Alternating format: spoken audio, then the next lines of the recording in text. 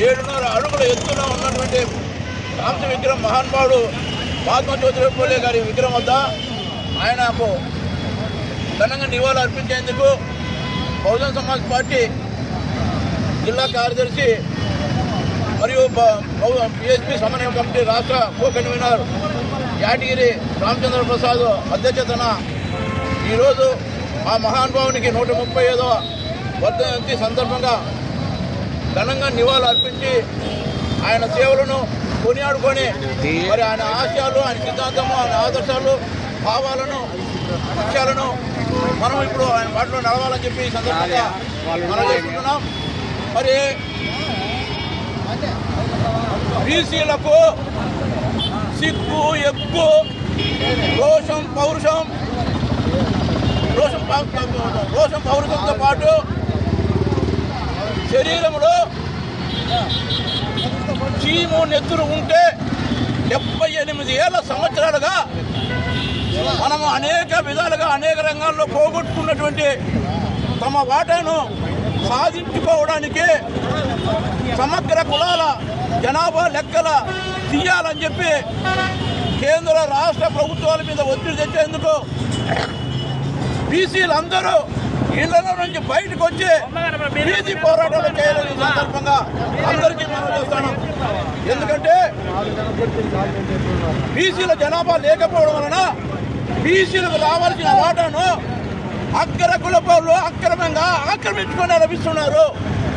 దీన్ని ఇప్పటికైనా బహుజనులు తెలుసుకోవాలా, బీసీలు ముఖ్యంగా తెలుసుకోవాలా. ఎందుకంటే విద్యా ఉద్యోగాల్లోన, చట్టసభల్లోన, స్థానిక సంస్థల్లోన, నామినేటెడ్ పదవుల్లోన, నిధుల్లో కేటాయించడంలోన ఈ విధంగా తీవ్రమైన నష్టం అనేది జరుగుతుంది. జనాభా దామాష ప్రకారం రావడం వల్ల ముఖ్యంగా ఈ దేశంలో ఈ విపత్కరమైన పరిస్థితి ఎదుర్కొంటున్నది కేవలం ఒక బీసీలు మాత్రమే. ఎందుకంటే బాబాసాహెబ్ డాక్టర్ బిఆర్ అంబేద్కర్ గారు ఎస్సీ ఎస్టీలకు జనాభా దామాషా ప్రకారంగా వాళ్ళకు కల్పించాలని రాజ్యాంగంలో రాయడం వలన వాళ్ళు ఈ రోజుకు అనుభవించడం జరుగుతుంది. మరి అదేవిధంగా జనాభా ఎంతుందో తెలియదు, ఓసీల జనాభా. వాళ్ళు అధికారాన్ని అడ్డపెట్టుకొని ఒక కమిటీ అయినా ఒక చర్చ జరపలా కేవలం 2 రోజుల్లో పార్లమెంట్లో బిల్లు తీసుకొచ్చి 10% ఈరోజు విద్యా ఉద్యోగులు ఈడబ్ల్యూఎస్ పేరుతో అనుభవించడం అనేది జరుగుతుంది. ఈరోజు అవన్నీ మనం గమనించి చూస్తే 54 మార్కులు వచ్చిన వ్యక్తికి, ఓసీల వ్యక్తికి ఈరోజు ఉద్యోగం వస్తుంది. 65 మార్కులు వచ్చిన బీజేపీకి ఉద్యోగం రాలా.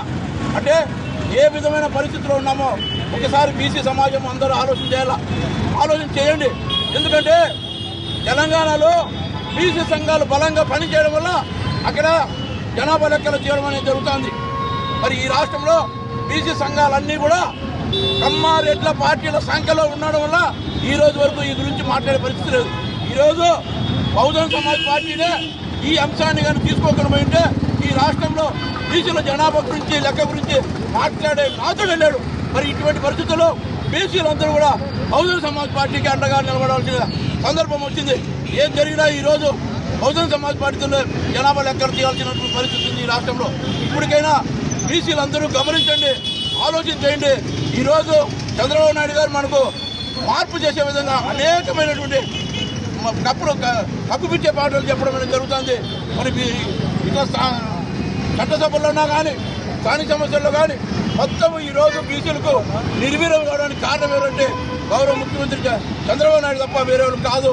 మరి ఇప్పుడైనా అర్థం చేసుకోండి. బీసీల పార్టీ తెలుగుదేశం పార్టీ అంటున్నారు. తెలుగుదేశం పార్టీ బీసీలు కాదు, బీసీలను వేల మట్టుకు లోతుకు తెచ్చే పార్టీ.